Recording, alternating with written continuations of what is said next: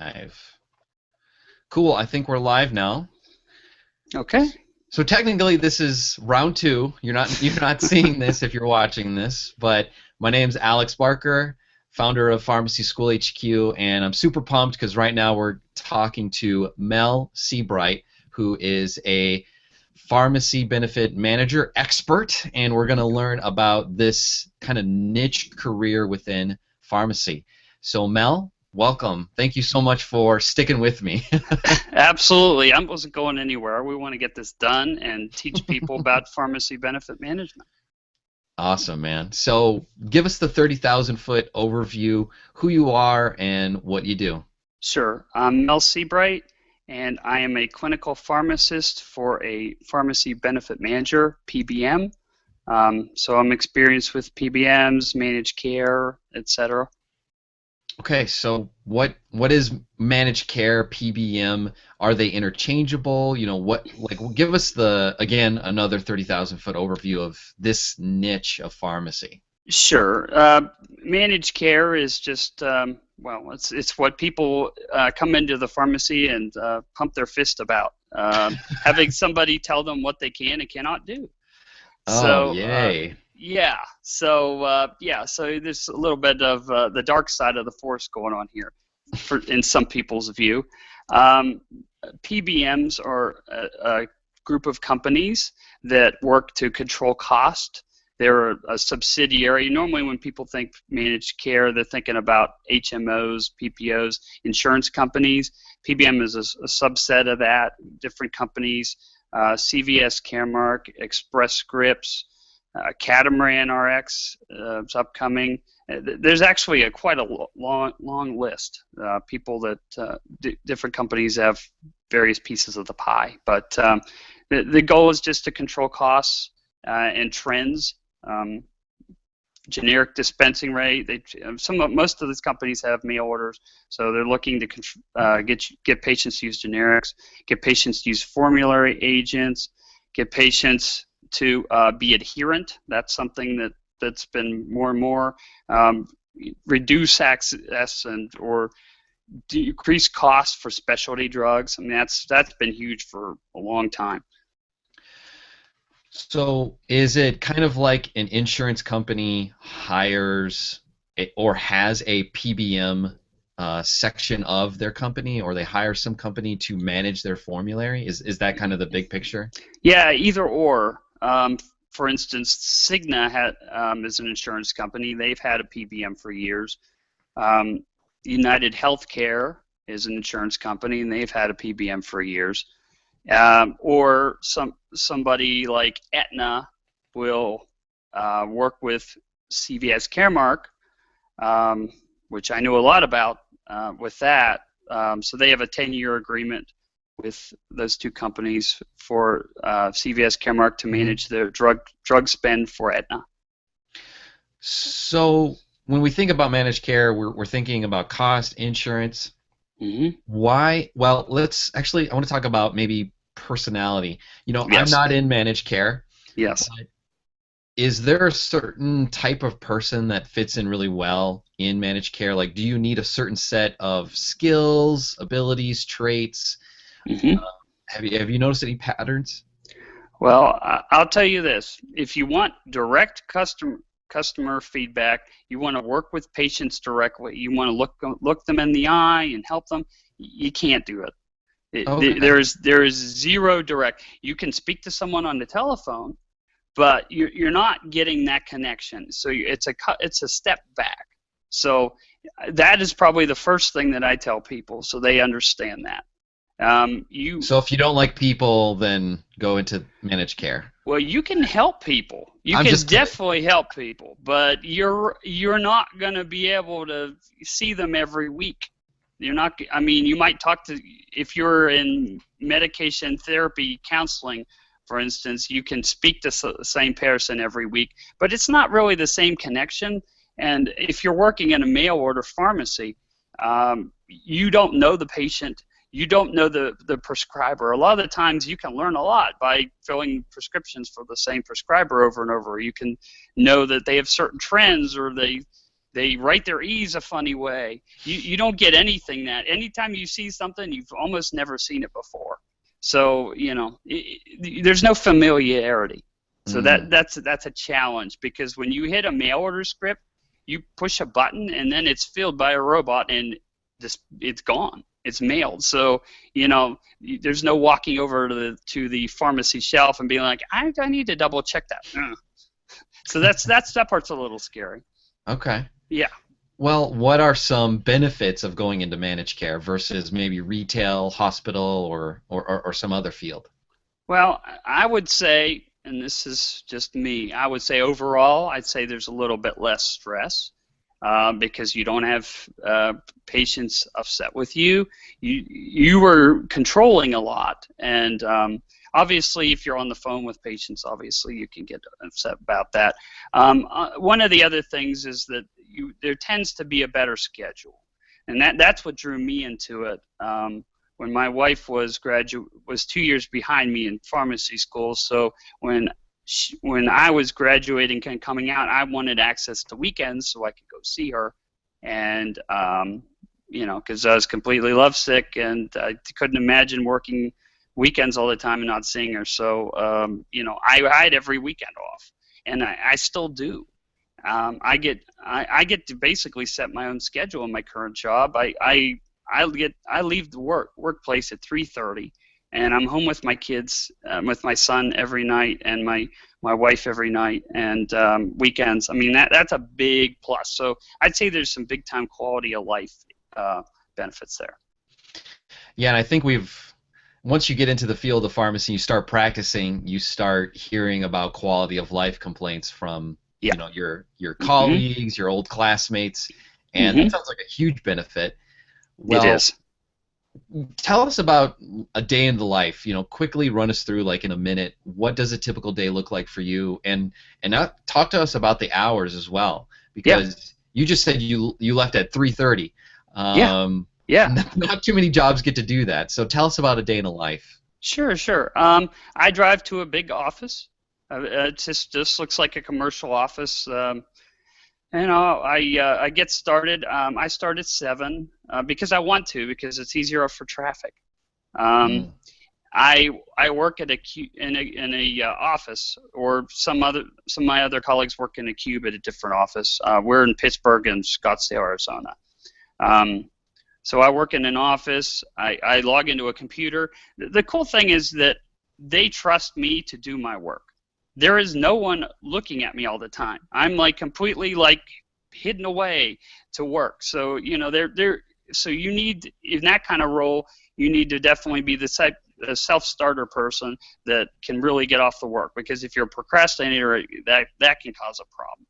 But so I go in, I work, I log into Microsoft Word, and I work on Word documents. Basically, they are prior authorization criteria, and I create the questions that would be on the fax to a prescriber, or the questions that would be read to a prescriber over the phone in order for someone to get their medication.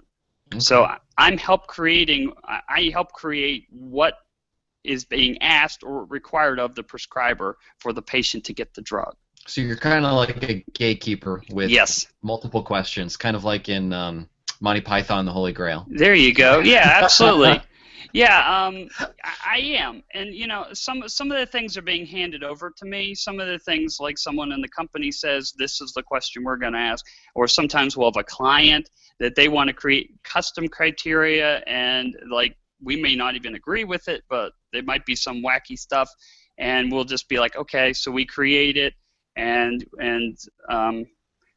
it's fed to us. But sometimes we get a lot of leverage, so we can determine the wording. We can determine how strenuous it is. I mean, we've recently gotten rid of all prior authorization on low molecular heparins and the anticoagulants like Xarelto, Brilinta, Equus. We've gotten rid of all that. I mean, that was a decision that our team just said, this is too big a risk. We could hurt people. We need to just get rid of this. So we get to have some say over what is being on prior authorization and what isn't. So Okay. what can someone just walk in the pharmacy and get versus what does someone have to work at a little bit to get? Okay. Talk us through how to start a career in PBM or managed care. Absolutely.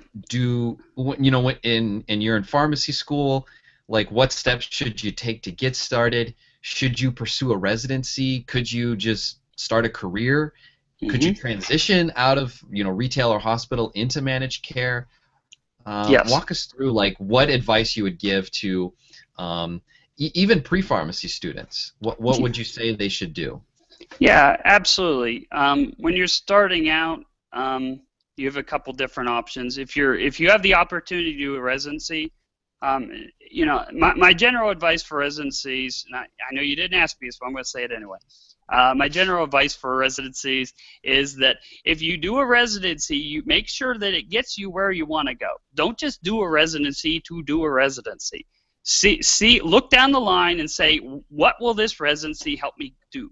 So if you do a managed care residency because you really want to work in managed care, that can be a real door opener. I mean, I've seen people jump through multiple steps, things that you would normally have to go through. Normally when you work in a company like that, you might have to do mail order or patient calls or whatnot, and sort of earn yourself up the ladder and hope that impress people and work your way up into a more clinical role like I have right now. If you have do a managed care residency, you might just get that clinical role. You might be able to just jump into a clinical advisor, clinical position that pays quite well, involves like direct working with clients. So I mean that can be very interesting work and you can learn a lot. Managed care is very complicated and the companies are big. I don't know what other departments are doing. If you do a residency, you can jump right in. You can learn about a lot about a company and about the marketplace, and jump right into a big job. So it is very valuable if you do it correctly. So just make sure it's a quality program. Can you get into managed care without a residency? Yeah, absolutely. In fact, I did. So the main thing is just to know what companies are out there. You could do a managed care rotation like I did in pharmacy school. You can just sort of get a taste of it with no qualifications. We have pharmacy schools. Students come in to the office all the time. I'm in Pittsburgh. We have students come in from Pitt. We have them come in from LECOM up in Erie. We have them come from West Virginia sometimes and Duquesne. So we have students come in. Sometimes they just come in for a day. They come in, they ask you what you do, so they get a little taste of it. That's a great opportunity if you have the access for that in pharmacy school to just go in and see what people do. And, because your pharmacy school will not tell you about managed care. They will only tell you about retail and hospital. And there is a whole world of roles out there. So I hate to see people think that there's only two choices, because there's a lot of other things pharmacists can do. Well, tell us what advice you have for the real go-getter. I have in our future pharmacy resident group on Facebook, I have a P1 student that was talking about becoming a pharmacist in managed care. Great. Like, should they try to find the email address of the closest pharmacy benefit managers and say, hey, could I come on site? Can they try to get a technician job in managed care? Is that possible, or an internship? Yeah, internship's definitely possible. Okay. We've had interns. Of course you can come in. I would recommend the website. It's called PBMI, and I think it's just Pharmacy Benefit Manager Institute. That website basically lists every PBM working in the United States.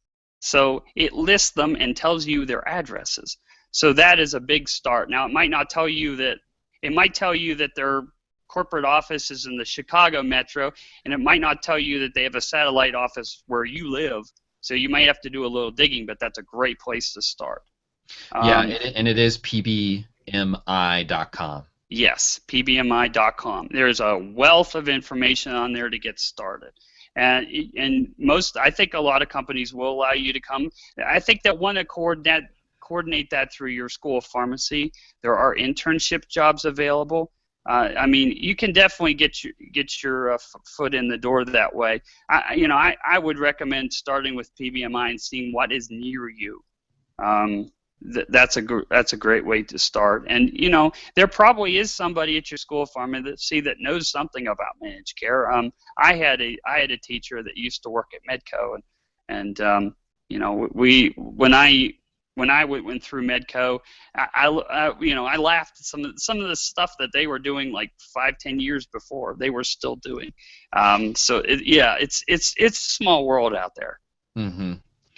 Now, I know a lot of students are introverts, and I see a lot of students struggling with saying, I'm really scared to go talk to a manager.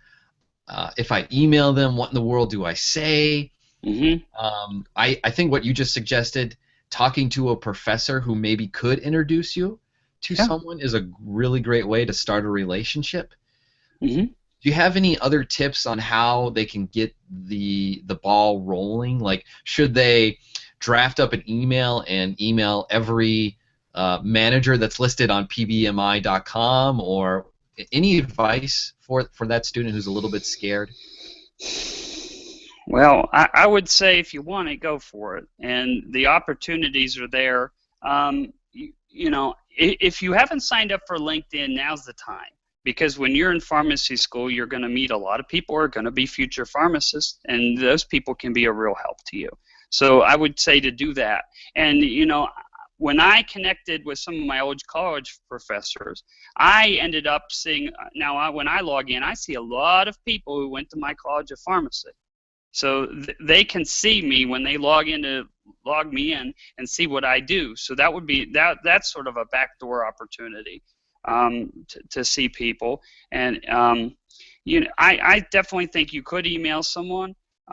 Just don't be disappointed if you don't get a response, because some managers aren't going to be that interested in coordinating that.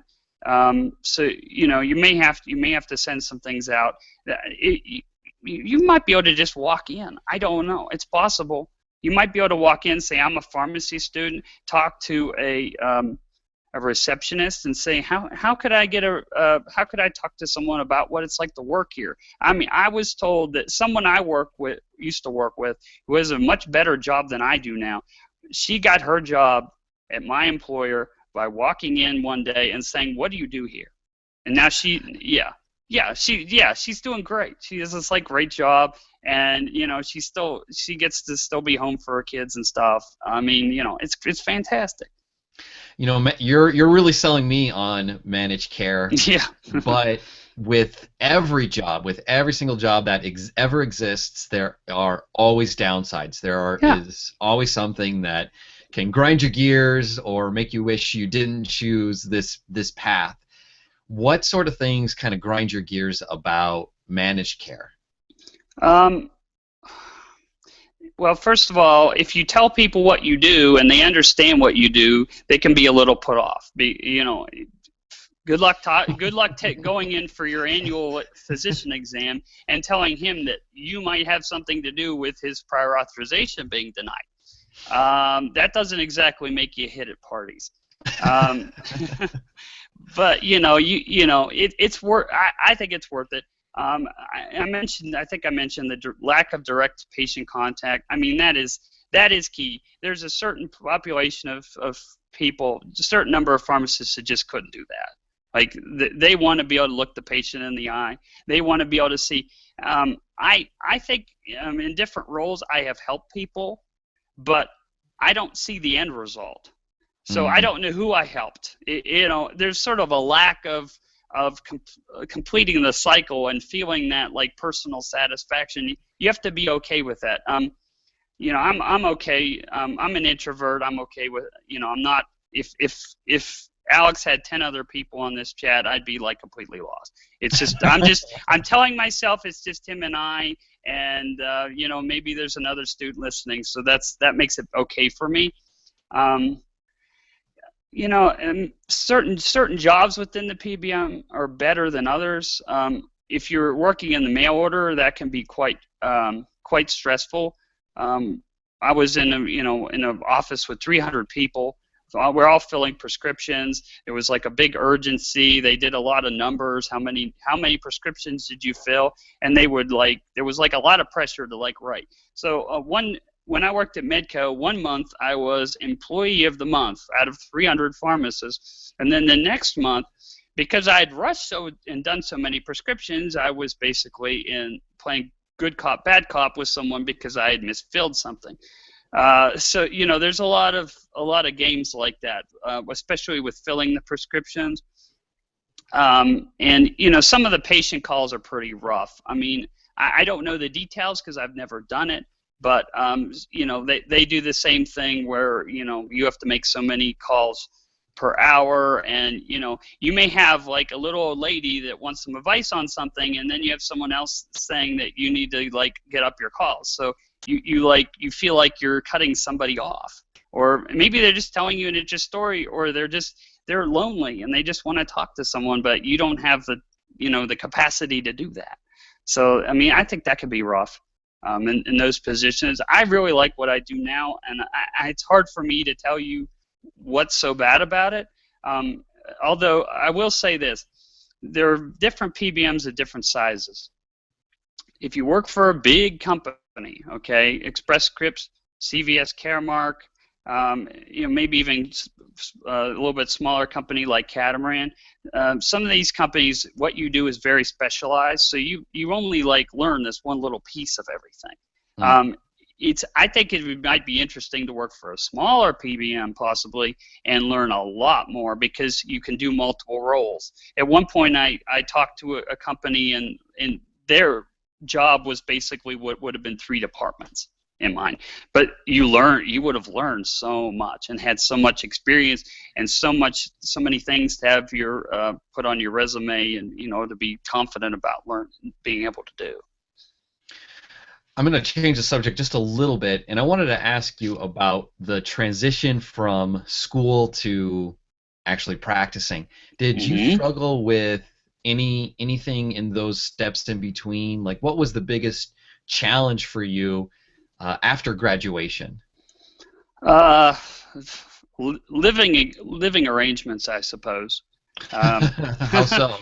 Well, okay, so I went from Ohio Northern, which is in Ada, Ohio, which is technically a village if you don't count the School of Pharmacy. So I went from there, and I grew up in a small town, and I went from there to Cincinnati, Ohio. And I had never been to Cincinnati, Ohio, but that was where the opportunity was. So I was always just we'll figure it out when we get there. So I was by myself, and I didn't know where to live or what was safe or whatnot. And the recruiter for the PBM was just like, hey, we've put some other people in here or whatnot. It was a terrible place to live. And, so I ended up with a really lousy place to live until that rent was done. So, make sure you live somewhere safe and you can live with, because, you get this job offer and you're like, I got to pick a place to live. So that can be kind of crazy. Finances, obviously, you have students, almost all of you will have student loans coming out, and those bills are bigger than you think. And, I was trying to coordinate with that. I didn't have very much money in college, so. Are you still paying off your student loans, FYI? I am not. Oh. Yes, I am not. You can thank that for is the employee stock purchase plan.